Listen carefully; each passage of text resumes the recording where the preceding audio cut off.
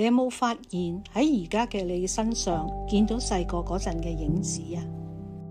我哋成年後點樣同人相處，點樣睇自己，往往可以追溯到童年嘅經驗。同父母或者照顧者嘅早期互動，就好似一個訓練場咁，俾我哋學習愛同埋信任，同時培養獨立能力。試諗下，一個小朋友跌親，照顧者見到佢喊，就好溫柔咁安慰佢，又細心檢查佢受傷嘅地方。小朋友就可以感受到安全同被理解，情緒得到平復，可以繼續投入玩樂同探索世界。呢啲經驗可以令小朋友逐漸形成正向信念，跌倒係可以嘅，世界係安全嘅，人係可以信賴嘅。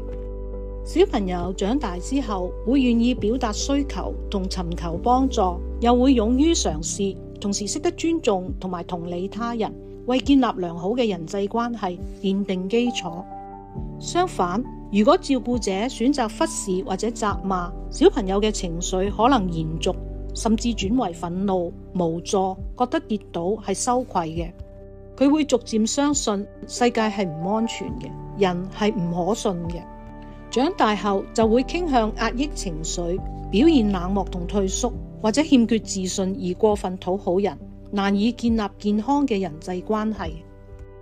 童年嘅依戀經驗就好似一張無形嘅藍圖，靜靜雞塑造我哋成年後嘅關係模式。不過理解呢一點可以為我哋帶嚟希望，因為我哋有機會調整自己，同建立健康自在嘅關係。如果你願意，請聯絡我哋，輔導員可以陪伴你一齊探索同成長。